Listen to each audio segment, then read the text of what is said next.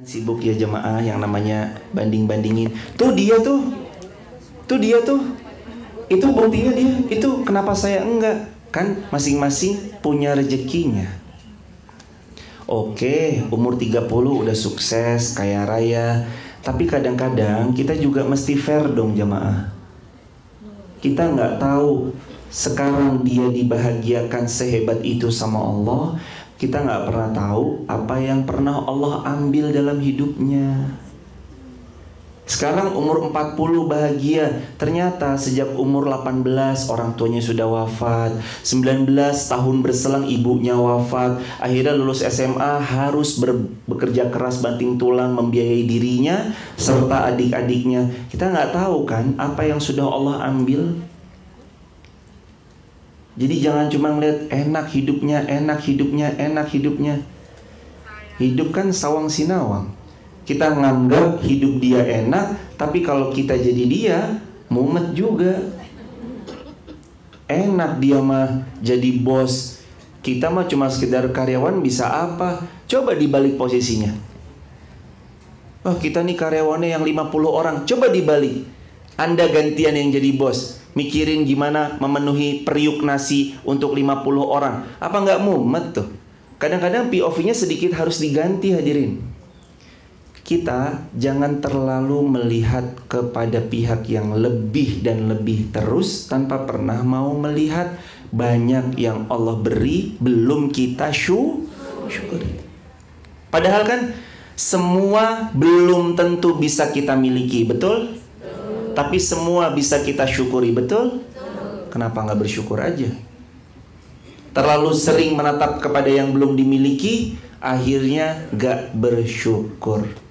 Ngelihat tasnya teman, kok tasnya lebih bagus. Handphonenya, kenapa handphonenya lebih bagus? Apanya, aduh nggak selesai. Di atas langit masih ada langit. Hidup kadang di bawah, kadang di bawahnya lagi. Habis di bawahnya lagi, baru pelan-pelan ke atas. Yang jelas, jangan kita meninggal dalam keadaan tidak baik sangka sama Allah. Hadirin, udah.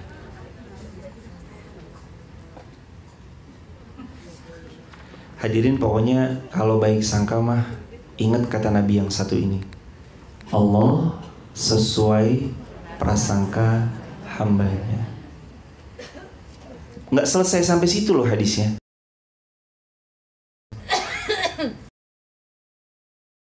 Kalimatnya gini, hadisnya gini. Ana inda dhanni abdi bi.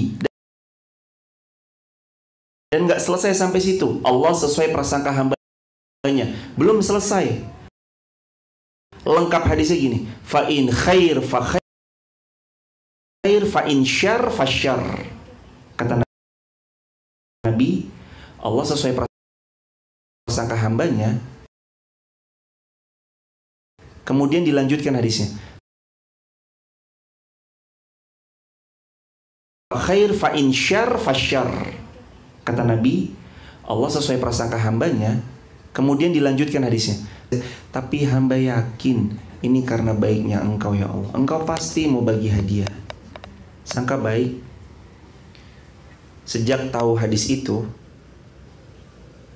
walaupun kadang-kadang mungkin hati itu bergoncang ya jemaah, tapi kami semenjak tahu hadis itu, kalau ada sesuatu yang agak nggak enak, langsung di default lagi, di reset lagi. Enggak, ini Allah baik.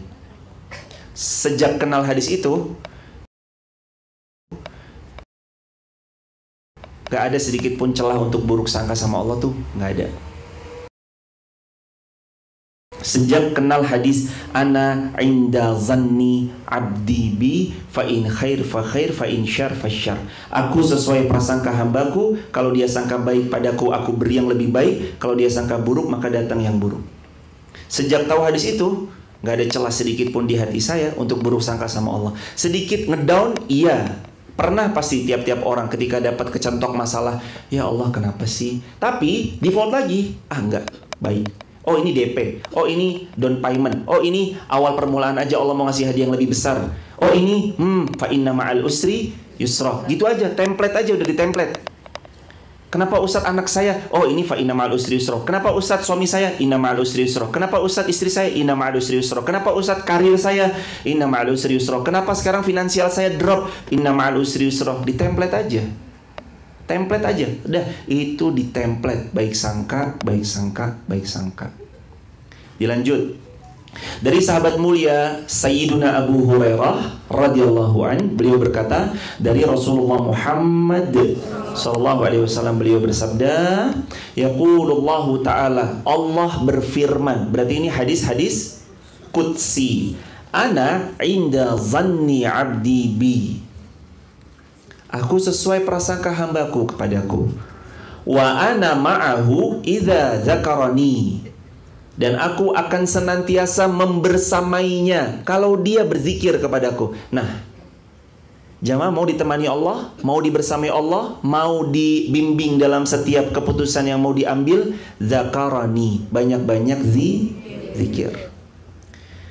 Ustadz, saya lagi kesusahan Ustadz, ya Allah kayaknya begini di ujung tanduk Ustadz. Saya kasih satu zikir yang based on cerita zikirnya itu, ceritanya ada seorang ibu sama seorang bapak, anaknya ditawan, mau dipenggal, kecuali harus menyerahkan sekian miliar kalau dirupiahkan.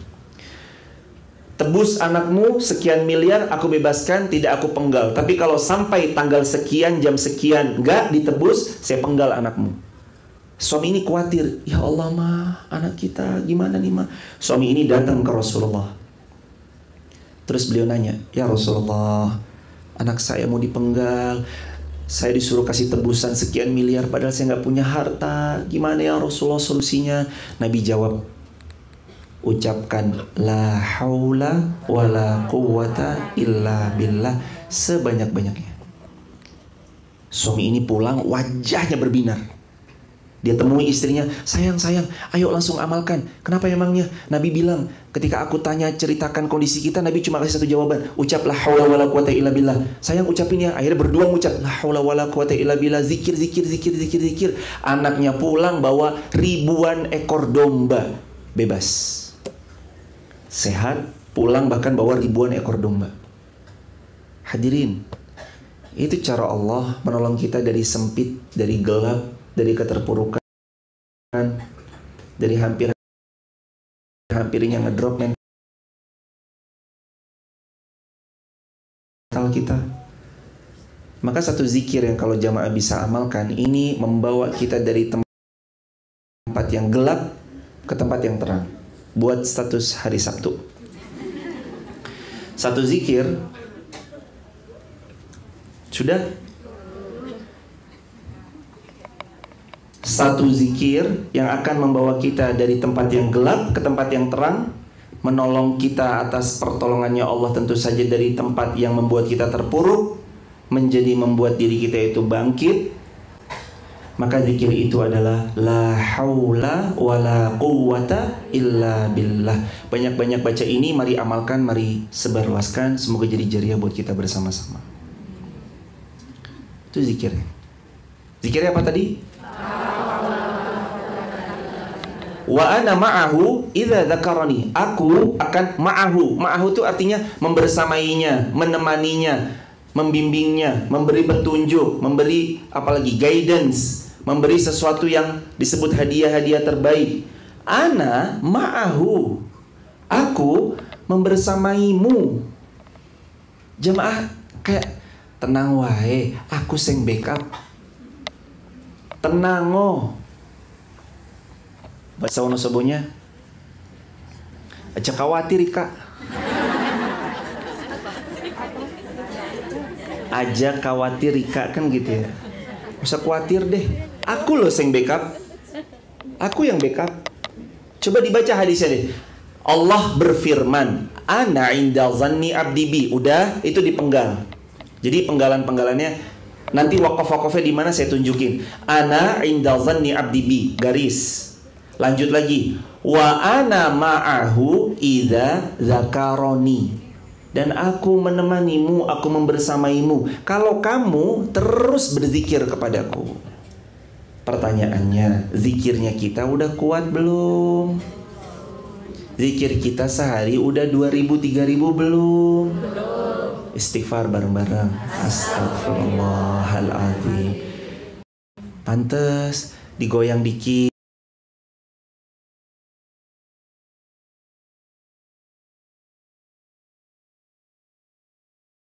Aduh, goyang dikit. Aduh.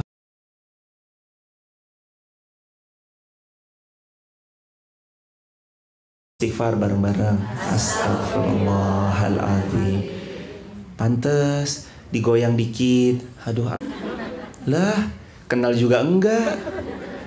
Kadang-kadang itu terjadi. Tapi maksudnya jamaah, ayo lo banyakin zikir. Wa ana ma'ahu, aku menemanimu, aku membersamaimu. Idza, apabila zakaroni, kamu terus jaga zikirmu.